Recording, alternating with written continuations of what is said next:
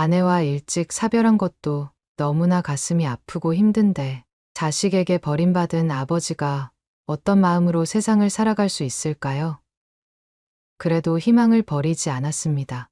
결국 저는 다시 일어설 수 있었습니다. 60대 후반의 가슴 아픈 사연 지금부터 들려드리겠습니다. 영상 보시기 전 구독과 좋아요 꼭 부탁드립니다. 감사합니다.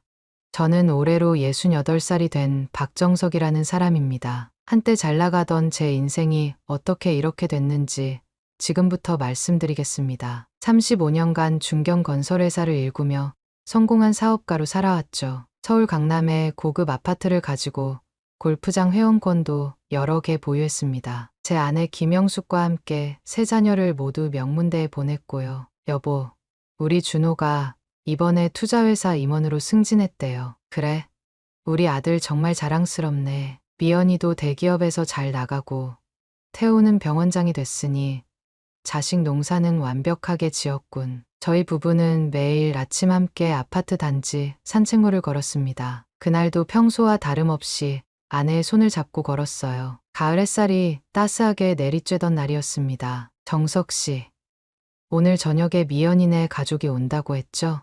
그래, 손주들도 오니까 영숙 씨가 좋아하는 갈비찜 해줘요. 알았어요. 맛있게 해줄게요. 그때였습니다.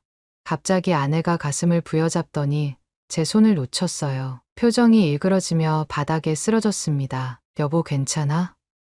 어디가 아파? 아내는 대답도 못한 채 의식을 잃었습니다. 손이 떨리는 가운데 119에 전화를 걸었죠. 구급차는 금방 도착했고 아내는 강남의 대형 병원 VIP 병실로 실려갔습니다. 병원 응급실에서 의사가 말했습니다. 심근경색입니다. 상태가 매우 위중해요. 즉시 수술이 필요합니다. 네, 알겠습니다. 최선을 다해주세요. 가족들에게 연락했고 자녀들이 병원에 모였습니다. 장남 준호, 차남 태호, 딸 미연이 각자의 배우자와 함께 왔어요. 모두 걱정하는 표정이었지만 아내의 상태는 점점 악화되었습니다. 아버지, 어머니 상태가 어떠세요? 준호가 물었습니다. 의사 선생님이 위험하대. 수술을 해야 한대. 비용은 얼마나 드나요? 준호의 아내가 물었죠.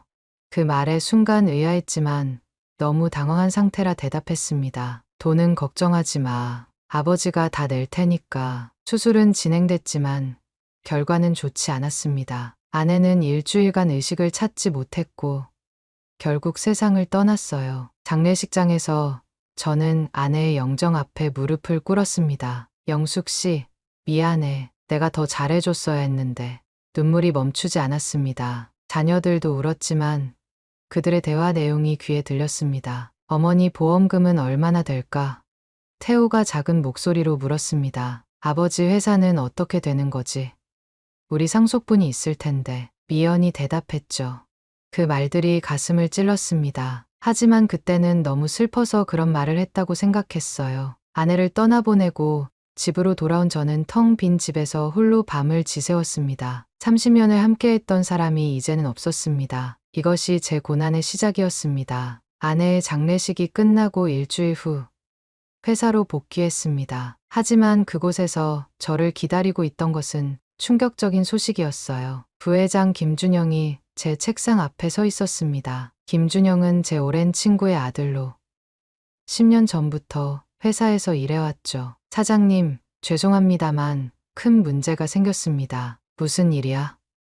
직접적으로 말해봐. 부영건설과의 계약이 파기됐습니다. 그리고 해외 프로젝트 투자금 대부분이 손실됐어요. 가슴이 철렁 내려앉았습니다. 부영건설과의 계약은 우리 회사 매출의 40%를 차지하는 중요한 거래였어요. 해외 프로젝트에는 회사 자산의 상당 부분을 투자했고요. 어떻게 된 거지? 내가 없는 사이에 무슨 일이 있었던 거야? 김준영의 설명을 들으며 점차 상황을 파악했습니다. 아내의 병간호로 회사를 비운 사이 김준영이 제 직인을 사용해 위험한 투자를 단행했던 거예요. 더 충격적인 사실은 그가 회사 자금을 빼돌려 자신의 별도 회사를 설립했다는 것이었습니다. 사장님, 더 이상 숨길 수 없을 것 같습니다. 저는 이제 독립하려고 합니다. 부영건설과의 계약도 제 새 회사로 가져갔고요. 배신감과 분노가 치밀었지만 68살의 나이에 이미 체력적으로 한계였습니다. 아내의 죽음으로 의지도 많이 꺾여 있었죠. 그날 저녁 자녀들을 불러 상황을 설명했습니다. 아이들아, 회사가 큰 위기에 처했다. 아버지가 도움이 필요하구나. 준호는 심각한 표정으로 고개를 끄덕였습니다. 아버지, 제가 투자 전문가니까 회사 재무 상태를 살펴볼게요. 방법을 찾아보겠습니다. 태호도 말했습니다. 아버지, 너무 걱정 마세요. 우리가 있잖아요. 미연 역시 위로했죠. 아버지, 건강만 챙기세요. 회사 일은 우리가 도와드릴게요. 그 말들이 위로가 되었습니다. 하지만 그 후로 자녀들의 태도는 급격히 변했어요. 준호는 회사 장부를 검토한 후 전화로 말했습니다. 아버지, 솔직히 회사 상황이 너무 심각해요. 제가 투자할 수 있는 상황이 아닙니다. 태호는 점점 전화를 받지 않았고 미연은 바쁘다는 핑계로 만남을 계속 미뤘습니다. 결국 회사는 부도를 맞았고 채권자들이 몰려들기 시작했어요. 박정석 씨, 채무를 이행하지 않으면 법적 조치를 취하겠습니다. 시간을 좀 주세요. 방법을 찾고 있습니다. 하지만 시간은 제게 주어지지 않았습니다. 강남 아파트에 압류 딱지가 붙었고 골프장 회원권과 차량도 모두 처분해야 했어요. 그럼에도 빚은 여전히 남았습니다. 아버지, 저희 집에 잠시 오시는 건 어떨까요? 미연이 제안했지만 다음 날 전화에서는 미안하다며 남편이 반대한다고 했습니다. 결국 저는 강남에서 노원구의 작은 월세 원룸으로 이사했습니다. 30평대 아파트에서 5평 원룸으로요. 벽에는 아내의 사진 한 장만 걸어두었습니다. 영숙 씨, 미안해. 내가 모든 걸 망쳤어. 저녁마다 아내 사진을 보며 중얼거렸습니다. 벨이 울렸고 문을 열자 빚쟁이가 서 있었습니다. 박정석 씨, 이자라도 갚아야죠. 안 그러면 우리도 곤란해집니다. 세상이 무너지는 것 같았습니다. 이제 제가 갈 곳은 어디일까요? 무엇을 해야 할까요? 앞으로의 삶이 너무나 두려웠습니다. 원룸 생활이 2달째로 접어들었습니다. 매일 아침 눈을 뜨면 아내가 없다는 현실에 가슴이 아팠어요. 벽에 걸린 아내의 사진이 유일한 위안이었죠. 하지만 그보다 더 고통스러운 건 자녀들의 냉담한 태도였습니다. 준호야, 아빠다. 잠깐 만날 수 있을까? 전화를 걸었지만 준호는 바쁘다는 핑계로 만남을 미뤘습니다. 결국 제가 그의 회사 근처로 찾아갔죠. 고급 레스토랑에서 그를 만났습니다. 예전처럼 값비싼 양복을 입은 준호의 모습은 여전했지만 그의 눈빛은 달랐어요. 아버지, 이렇게 찾아오시면 곤란해요. 미리 연락 주시지. 그 말에 가슴이 철렁 내려앉았지만 참았습니다. 준호야, 아빠가 좀 어려운 상황이야. 생활비가 부족해서. 말을 끝내기도 전에 준호가 차갑게 말을 잘랐습니다. 아버지가 경영을 잘못해서 파산한 거잖아요. 제 책임은 아니에요. 저도 가정이 있고 아이들 교육비도 있어요. 눈물이 핑 돌았지만 꾹 참았습니다. 준호는 지갑에서 10,000원짜리 몇 장을 꺼내 테이블 위에 올려놓았어요. 이거라도 쓰세요. 저도 지금 여유가 없어요. 식당을 나오는 발걸음이 무거웠습니다. 다음으로 태호의 병원을 찾아갔어요. 번듯한 개인 병원을 운영하는 태호는 바쁜 와중에 잠시 시간을 내주었습니다. 아버지, 무슨 일이세요? 환자들이 기다리고 있어서 오래 못 있어요. 태호야, 아빠가 지금 월세도 못 내고 있어. 조금만 도와주면 안 될까? 태호는 한숨을 쉬며 말했습니다. 병원 운영하느라 바빠요. 요즘 환자들도 많고 대출도 많이 있어서 제가 도와드리기 어려워요. 그의 말에 저는 가슴이 찢어지는 것 같았습니다. 마지막 희망인 미연에게 전화했어요. 미연아, 아빠다. 좀 만나자. 다음 날 강남의 카페에서 미연을 만났습니다. 예쁜 옷차림의 미연은 불편한 기색을 감추지 못했어요. 아버지, 별일 없으세요? 저는 시간이 없어서 30분만 있을 수 있어요. 미연아, 아빠가 정말 어려운 상황이란다. 월세를 내야 하는데. 미연은 제 말을 자르며 차가운 목소리로 말했습니다. 저도 애들 키우고 직장 다니느라 너무 바빠요. 아버지는 알아서 사셔야죠. 저희도 살기 바빠요. 모든 희망이 사라지는 순간이었습니다. 카페를 나와 무작정 걸었어요. 비가 내리기 시작했지만 우산도 없이 걸었습니다. 젖은 옷을 입은 채 원룸으로 돌아왔습니다. 추석이 다가왔고 혼자 명절을 보내기 싫어 장남 준호의 집을 찾아갔어요. 선물로 작은 과일 바구니를 들고요. 문을 연 것은 며느리 수진이었습니다. 아버님, 미리 연락도 없이 갑자기 오셨네요. 냉랭한 인사에도 억지 미소를 지으며 들어갔습니다. 거실에는 준호와 아이들이 있었어요. 아버지, 어쩐 일이세요?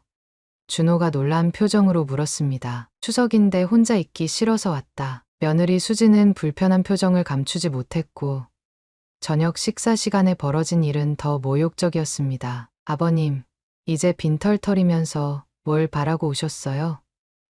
저희도 살기 힘들어요. 수진의 말에 준호는 아무 말도 하지 않았습니다. 저는 자리에서 일어났어요. 미안하다. 방해해서 이제 가마. 아무도 만류하지 않았습니다. 그날 밤 차가운 가을비를 맞으며 집으로 돌아왔어요. 제가 그토록 사랑하고 아꼈던 자식들에게 이렇게 버림받을 줄은 꿈에도 몰랐습니다. 영숙 씨, 우리 자식들이 이렇게 변할 줄 누가 알았겠소? 벽에 걸린 아내의 사진 앞에서 눈물을 흘렸습니다. 평생 자식들을 위해 살아왔는데 정작 제가 도움이 필요할 때는 아무도 없다는 게 너무나 서글펐습니다. 월세 독촉장이 또 왔습니다. 세 번째 경고였죠. 주인은 전화로 명확하게 말했습니다. 박 선생님, 이번 주까지 내지 않으면 방을 비워주셔야 합니다. 주머니를 뒤져보니 5만 원짜리 한 장이 전부였어요. 이대로는 안 되겠다 싶어 일자리를 찾아 나섰습니다. 동네 슈퍼, 편의점, 음식점, 10곳이 넘는 가게를 돌아다녔지만 모두 같은 대답이었어요. 죄송합니다만 나이가 좀, 우리는 젊은 사람을 찾고 있어서요.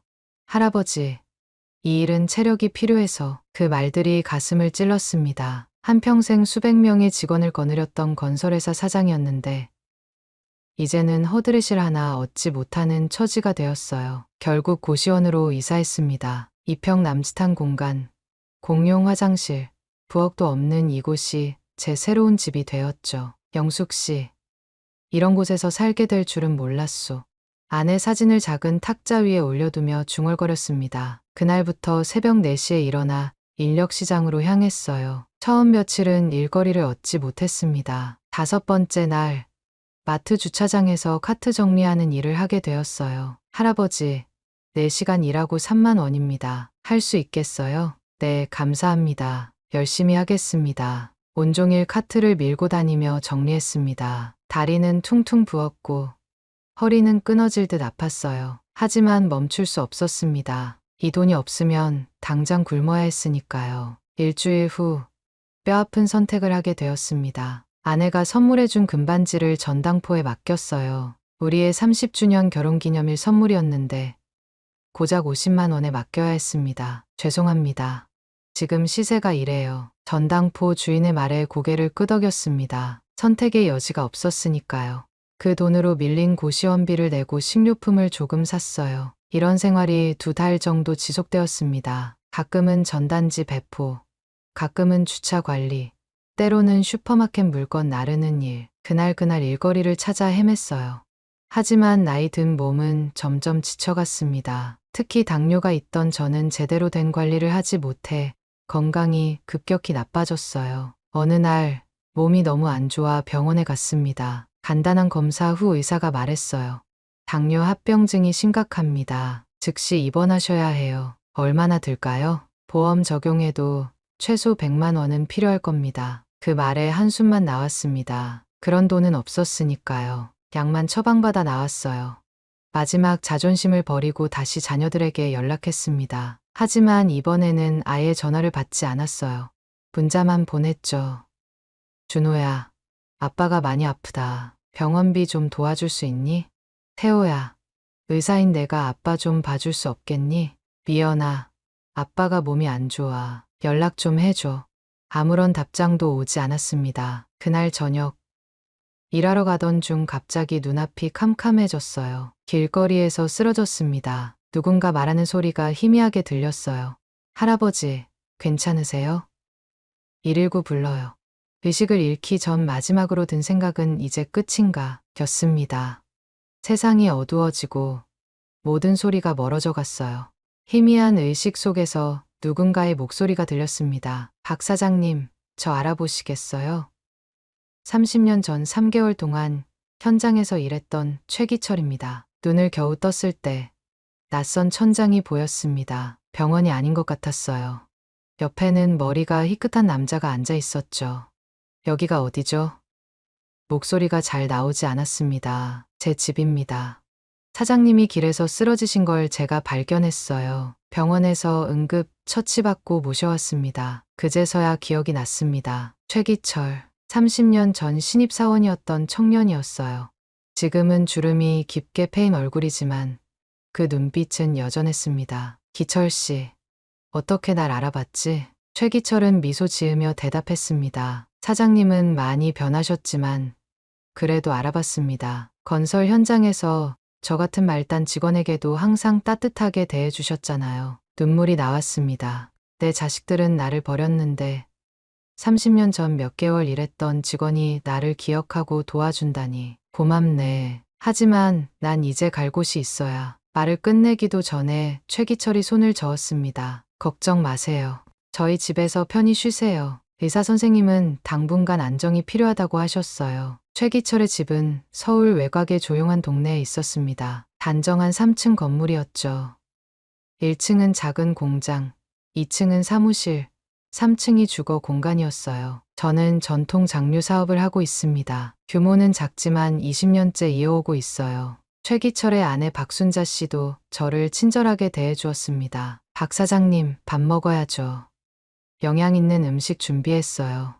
들려오는 목소리에 아들 민우도 인사를 건넸습니다. 아버지가 늘 말씀하셨어요. 박 사장님 덕분에 우리 가족이 서울에 정착할 수 있었다고요. 그 말에 고개를 저었습니다. 난 별로 한 게 없는데. 아닙니다. 사장님이 저에게 첫 기회를 주셨잖아요. 그 기회가 없었다면 저는 지금 여기 없었을 겁니다. 일주일 정도 지났을 때 최기철이 조심스럽게 제안했습니다. 사장님, 저희 공장 건물이 오래돼서 리모델링이 필요해요. 그 혹시 조언 좀 해주실 수 있을까요?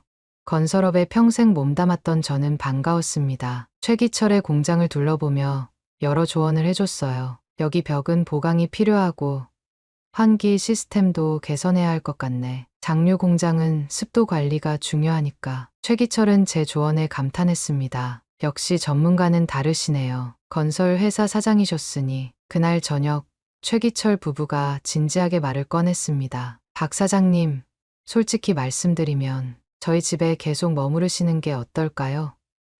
3층에 방도 남고 저희도 사장님의 경험과 지혜가 필요합니다. 그 제안에 눈시울이 붉어졌습니다. 자식들에게 버림받은 제게 새로운 가족이 생긴 것 같았어요. 정말 괜찮겠나?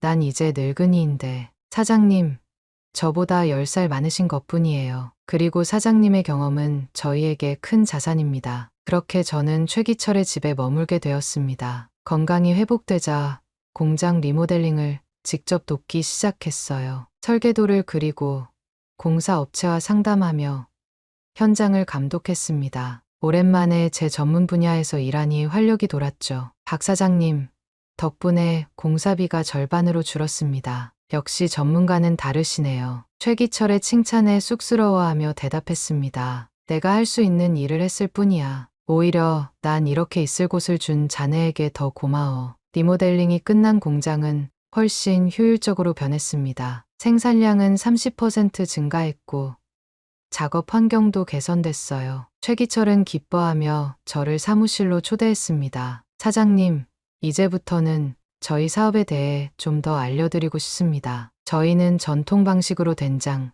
간장을 만들고 있어요. 그의 설명을 들으며 점차 장류 사업에 관심이 생겼습니다. 어릴 적 시골 할머니가 만들던 장맛이 문득 떠올랐어요. 기철 씨, 내 할머니는 장을 담글 때 특별한 방법이 있었어. 매주에 볶은 귀리를 섞었지. 그러면 냄새가 좋아지고 맛도 깊어진다고 하셨어. 최기철의 눈이 반짝였습니다. 정말요?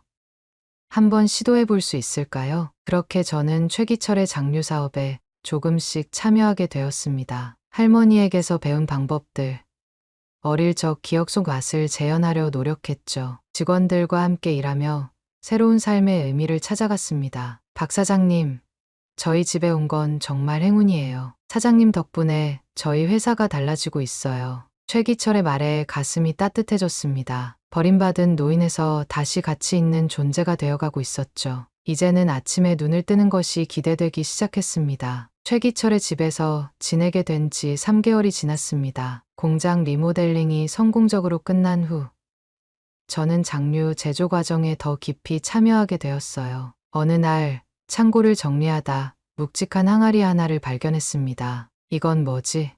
뚜껑을 열자 오래된 된장 냄새가 났습니다. 최기철이 다가와 설명했습니다. 5년 된 된장입니다. 실험용으로 담가놨는데 잊고 있었네요. 맛을 보자 깊은 풍미가 혀끝에 퍼졌습니다. 갑자기 어린 시절 할머니가 만들어주셨던 된장찌개가 생각났어요. 기철 씨, 이 된장에 뭔가를 더하면 특별한 맛이 날 것 같아. 내 할머니는 청국장에 특별한 약초를 넣어 만드셨어. 그 맛을 아직도 기억해. 호기심 많은 최기철은 즉시 동의했습니다. 한번 시도해 봅시다. 어떤 약초를 쓰셨나요? 엄나무 껍질과 더덕이었지. 그리고 매실청을 조금 넣었어. 우리는 제 기억을 토대로 새로운 된장 레시피를 개발하기 시작했습니다. 여러 차례 실패도 했지만 포기하지 않았어요. 10번째 시도에서 드디어 할머니의 맛에 가까운 된장이 완성되었습니다. 이거 정말 특별한데요? 최기철은 맛을 보고 놀라워했습니다. 할머니가 만들던 맛이 이랬어. 깊고 풍부하면서도 뒷맛이 깔끔하지. 최기철의 아들 민우가 제안했습니다. 아버지, 이걸 상품화해보는 건 어떨까요? 할아버지의 비법장이라는 이름으로요. 처음에는 망설였습니다. 하지만 최기철과 그의 가족이 진심으로 응원해 주었죠. 박 사장님, 이 맛은 정말 특별해요. 많은 사람들이 좋아할 겁니다. 결국 할아버지의 비법장이라는 브랜드로 소량 생산을 시작했습니다. 깔끔한 패키지에 제 사진도 넣었어요. 처음엔 부끄러웠지만 최기철 가족의 열정에 못 이겨 동의했습니다. 제가 이런 일을 할 거라고는 생각도 못했네. 첫 제품들은 근처 유기농 매장 몇 곳에 납품되었습니다. 그리고 놀라운 일이 벌어졌어요. 첫 주에 모든 재고가 완판된 것입니다.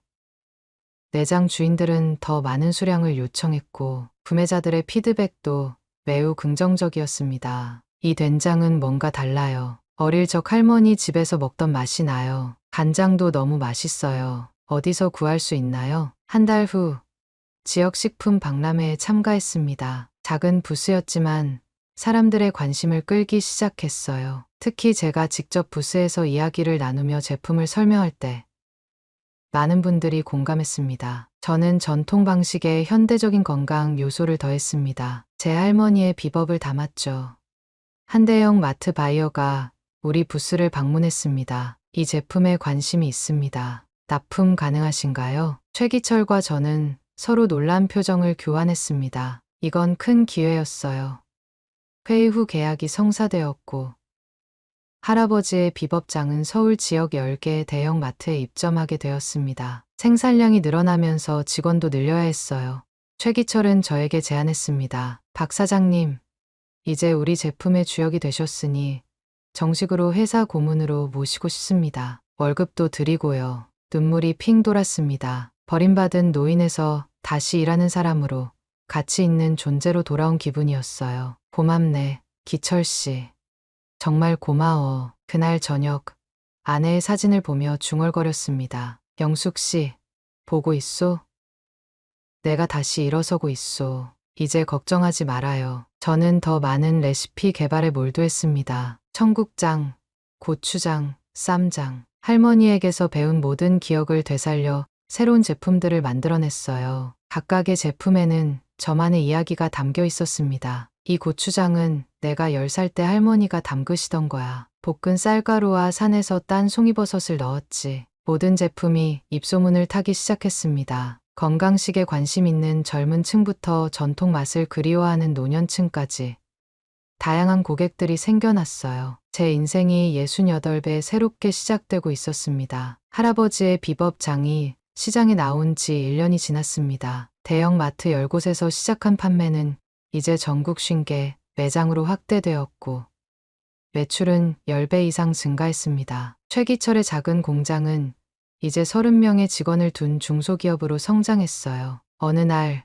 한 방송사 PD가 찾아왔습니다. 박정석님, 인생의 이막이라는 다큐멘터리를 제작 중인데요. 68배 모든 것을 잃고 새로운 인생을 시작한 장인의 이야기를 담고 싶습니다. 처음에는 망설였습니다. 제 불행한 과거가 세상에 알려지는 것이 부끄러웠어요. 하지만 최기철 가족의 응원으로 용기를 냈습니다. 네, 협조하겠습니다. 제 이야기가 비슷한 처지의 누군가에게 도움이 된다면 좋겠네요. 다큐멘터리 촬영은 2주간 진행되었습니다. 제가 장을 만드는 과정, 최기철 가족과 지내는 모습, 그리고 제 과거 이야기까지 모두 담겼어요. 부도난 회사, 자식들의 배신, 노숙자 생활, 그 모든 순간을 털어놓는 것은 쉽지 않았지만 이상하게도 마음이 가벼워지는 느낌이었습니다. 제 자식들은 재산이 사라지자 저를 버렸습니다. 하지만 30년 전 잠시 만났던 직원이 저를 구해주었죠. 이게 진정한 인연인 것 같습니다. 다큐멘터리가 방영된 후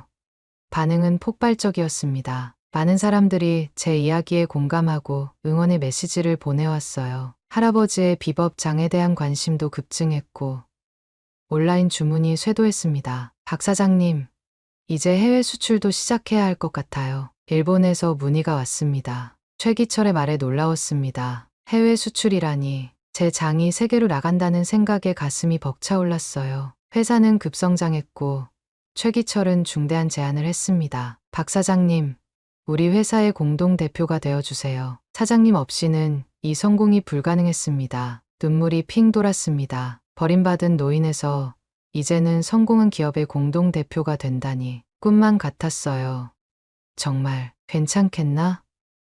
난 이제 69인데 나이는 숫자에 불과합니다. 사장님의 지혜와 경험이 우리 회사의 가장 큰 자산이에요. 그렇게 저는 할아버지의 비법장의 공동대표가 되었습니다. 사무실을 갖게 되고 명함도 만들었어요. 명함에 대표이사 박정석이라고 적힌 것을 보니 가슴이 뭉클했습니다. 영숙 씨, 보고 있나?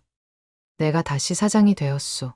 다큐멘터리가 방영된 지 일주일 후 놀라운 일이 벌어졌습니다. 오랫동안 연락이 끊겼던 자식들이 하나둘 연락해 오기 시작한 것입니다. 먼저 준호에게서 전화가 왔습니다. 아버지, 제가 많이 생각했어요.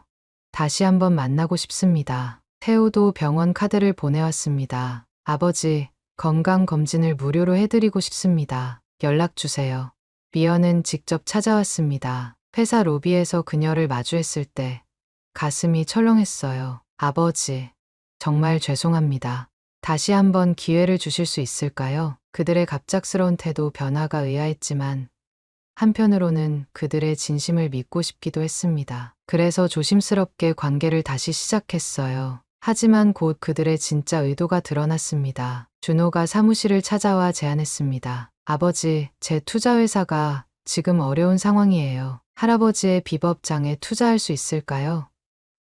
수익성이 좋아 보이네요. 태호도 비슷한 제안을 했습니다. 아버지, 제 병원이 의료사고로 소송에 휘말렸어요. 도움이 필요합니다. 회사에서 조금만 지원해 주시면 미연마저 돈을 요구했습니다. 아버지, 이혼하게 됐어요. 생활비가 필요한데 회사에서 일할 수 있을까요? 높은 급여로요. 그들의 말을 들으며 쓴웃음이 났습니다. 여전히 돈만 바라는 자식들. 하지만 이제 저는 더 이상 약한 노인이 아니었습니다. 자식들의 변함없는 태도에 실망했지만 한편으로는 명확해진 것도 있었습니다. 이제 제가 누구를 진정한 가족으로 삼아야 할지 알게 된 것이죠. 준호, 태우, 미연을 한자리에 불렀습니다. 최기철 가족도 함께였어요.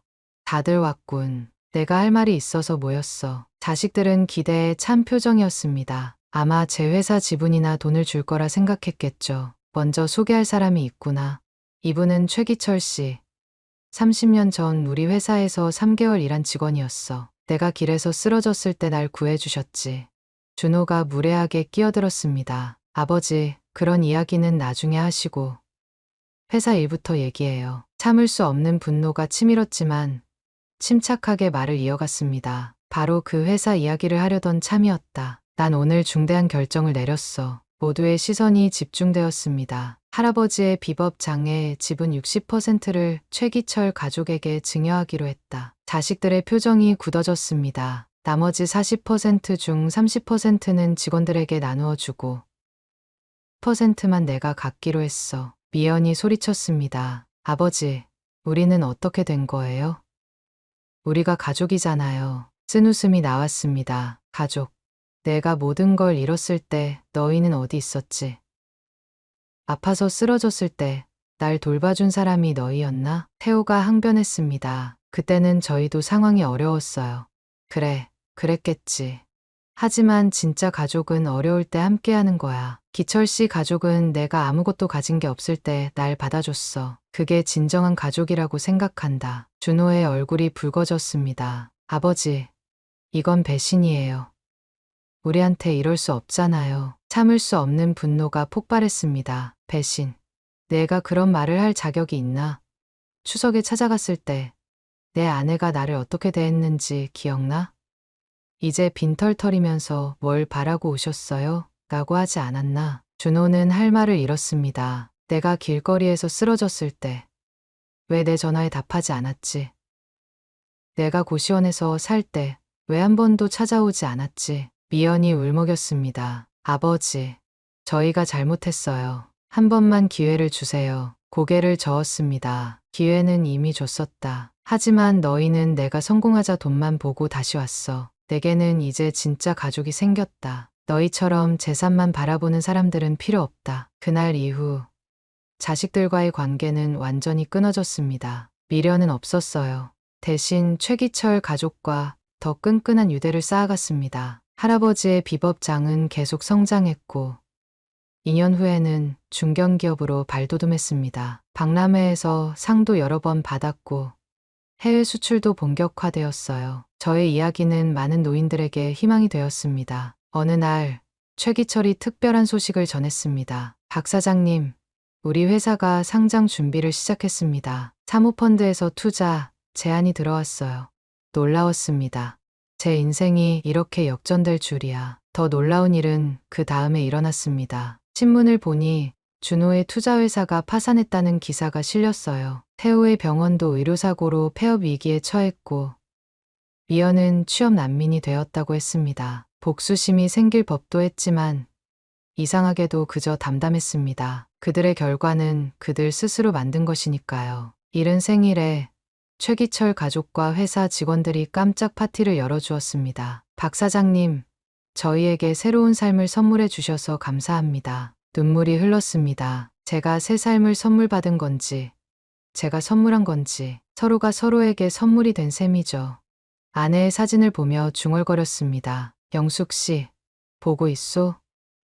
내가 다시 일어섰소. 이제는 진짜 가족도 생겼고, 행복하오. 걱정 마시오. 이것이 제 인생의 이막입니다. 68배 모든 것을 잃고 시작한 새로운 이야기. 결국 성공은 나이가 아니라 누구와 함께 하느냐에 달려있는 것 같습니다. 진정으로 나를 아끼는 사람들과 함께 한다면 언제든 다시 시작할 수 있다는 것을 깨달았습니다. 요즘은 종종 강연도 합니다. 나이 든 분들에게 희망의 메시지를 전하는 일이죠. 인생은 언제든 다시 시작할 수 있습니다. 저처럼 60 넘어서도 가능해요. 중요한 건 자신을 믿고 진심으로 자신을 아끼는 사람들을 찾는 것입니다. 이제 저는 71살이 되었습니다. 여전히 회사에 출근하고 새로운 레시피도 개발합니다. 최기철의 손자에게 장 담그는 법도 가르쳐주고 있어요. 이것이 진정한 유산이 아닐까 싶습니다. 돈이나 재산이 아닌 지혜와 경험, 그리고 사랑을 나누는 것. 그것이 진정한 성공의 의미라고 생각합니다.